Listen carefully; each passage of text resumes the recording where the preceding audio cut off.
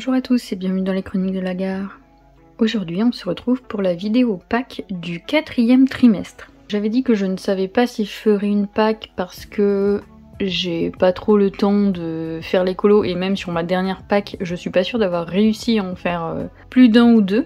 En plus là on est déjà presque à la fin du mois d'octobre donc je sais que j'aurai pas beaucoup de temps pour finir la pack que je me prévois, mais j'aime bien farfouiller dans mes livres donc j'ai décidé d'en faire une quand même si comme d'habitude je me mets pas de pression et si je finis pas je passe à autre chose, ça me dérange pas du tout.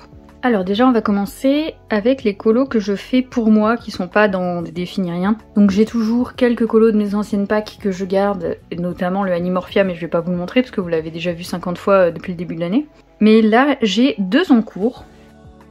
Donc le premier il est dans le grand classique Art Déco tome 2. C'est la double page de Merlin, je vous cache cette page parce qu'elle est déjà terminée et déjà que je vous fais une vidéo trimestre pour les colos terminés, je vais éviter de vous spoiler un petit peu ce qui a été fait. Vous en avez déjà vu un en plus dans les présentations de livres. Donc je dois finir cette double page que je fais en duo avec Charlène.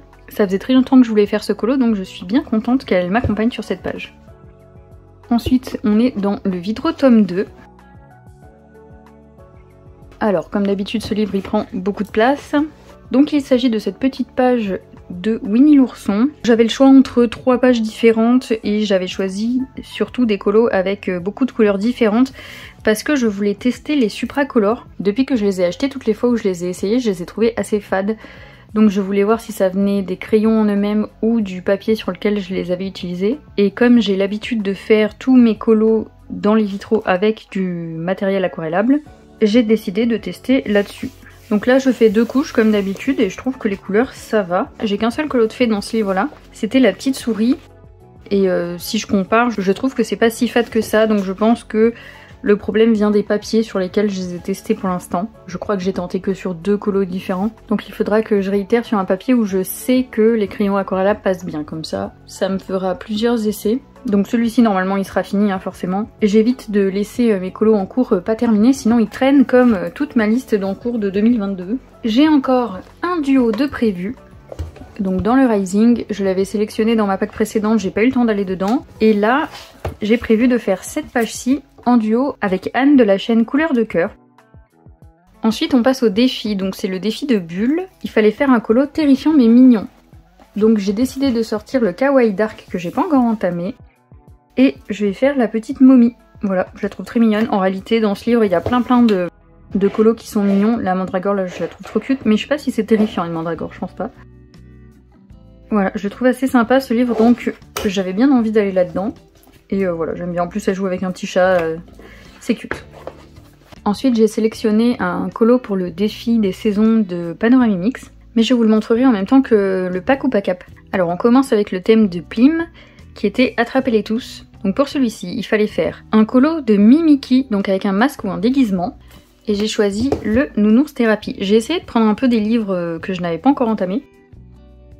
Et j'ai choisi cette petite fête où on voit clairement que là le nounours il est déguisé en licorne, derrière il y en a un qui est déguisé en panthère. Je le trouvais assez mignon et j'avais ce livre en tête quand j'ai entendu le thème.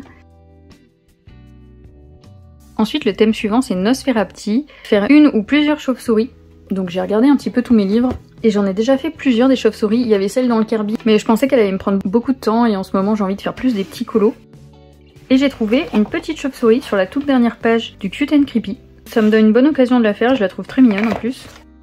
On reste dans le même livre pour le thème 3 qui est Fantominus, spectre ou fantôme. Donc j'ai décidé de faire le petit fantôme mignon qui est là.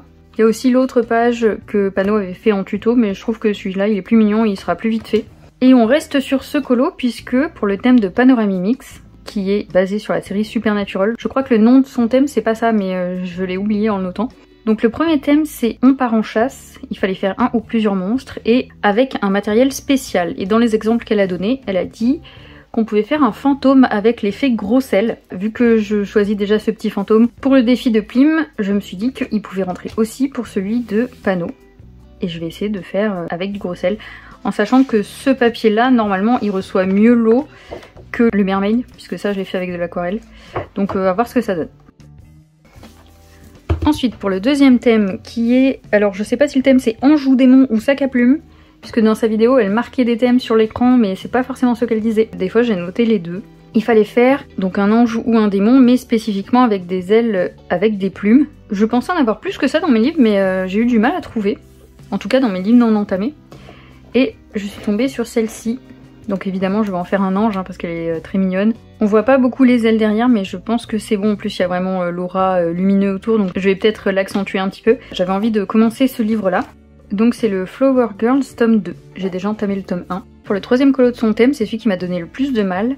Il fallait faire le purgatoire, l'enfer ou un colo qui est dans le néant, enfin qui représente le néant. J'avoue que j'ai galéré à trouver parce que même si j'avais une idée, les colos que je trouvais correspondaient pas forcément. Donc j'ai fini par trouver, en allant dans le Witcher, que je n'ai pas encore commencé également, cette page. Il y a des monstres partout, il y a clairement une armée des morts, donc ça peut faire l'enfer. Et j'ai demandé à Pano si ça passait, elle m'a dit oui. Alors le contexte exact de cette scène, je l'ai pas. J'ai regardé mon chéri jouer à The Witcher et moi j'ai commencé les livres. Je suis loin d'avoir fini parce que il y a vraiment beaucoup de pages. Donc je lui ai dit que je lui montrerai les persos et s'il peut me dire ce que c'est, j'essaierai de trouver des images un peu de ref. Ensuite on passe au thème de Camille Coloriage. Son thème c'est l'hiver je pense, j'ai pas noté le nom du thème. Mais en tout cas pour le premier colo il fallait faire une page papier peint sur l'hiver. C'est pas celle-là. C'est toujours pas celle-là. Donc c'est celle-ci. Ça fait longtemps que je la vois et que je sais pas du tout comment l'appréhender. Avec les petits signes là en diamant, je pense que je vais essayer de regarder des images de rêve parce que ça me fait un peu penser aux bijoux Swarovski où ils s'amusent à faire des petits personnages Disney et je me demande s'ils ont pas un signe comme ça.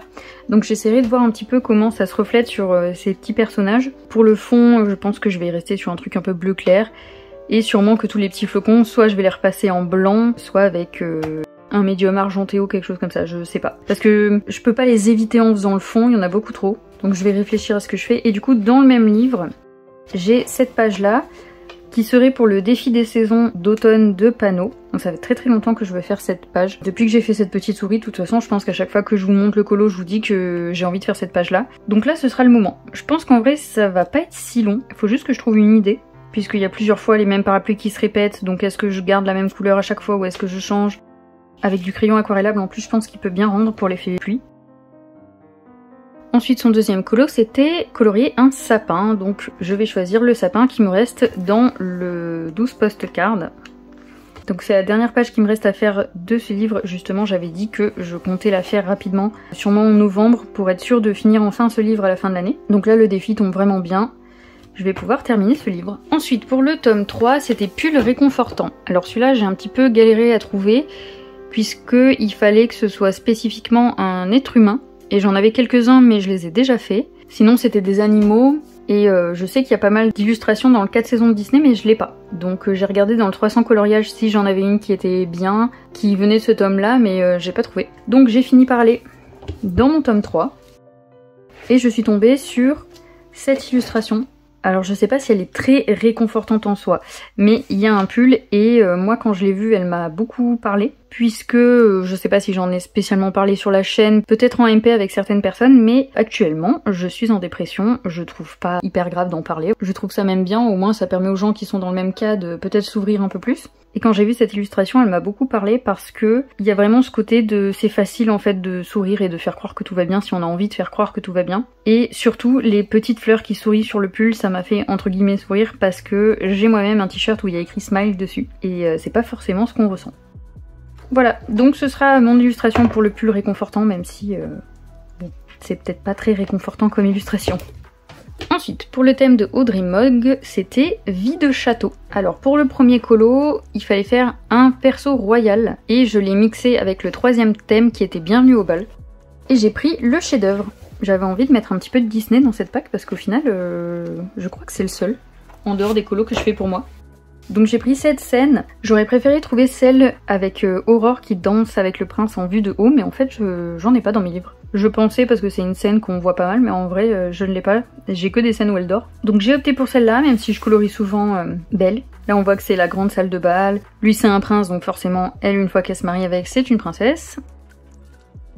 Ça me permettra aussi d'entamer ce livre. Et du coup pour son deuxième thème il fallait faire un château, donc je suis allée dans Gothica, je vous avais dit que j'avais envie d'aller dans ce livre la dernière fois que je vous l'ai montré, et j'ai choisi cette page que je trouve magnifique. Elle me plaît beaucoup depuis que j'ai le bouquin. Donc là on voit un tout petit château et en fait en dessous on se rend compte que c'est un château immense. J'ai une idée vraiment très précise de ce que je veux faire, mais je sais pas si j'arriverai à la réaliser. Donc pas sûr que je me jette sur ce colo en premier, mais dans l'idée je voudrais que cette créature soit verte et qu'elle soit phosphorescente. En tout cas qu'elle diffuse un peu une lumière verte sur tout le reste du château. Donc je vais essayer de trouver, je sais pas, des images de lampes ou quelque chose pour trouver l'effet que je veux faire. J'aime beaucoup cette scène en sachant que moi je n'aime pas du tout les fonds marins, ça me terrifie. Voilà. Et c'est tout pour cette pack, j'espère qu'elle vous aura plu et qu'elle aura pu vous inspirer pour les personnes qui participent au pack ou pack up. Ou simplement que je vous aurai montré des colos qui vous donnent envie. Si vous voulez faire un duo sur ce que j'ai montré, n'hésitez pas, je sais que là j'ai pas forcément pris des livres que tout le monde a. Sur ce, je vous souhaite une bonne journée et je vous dis à bientôt dans une prochaine vidéo.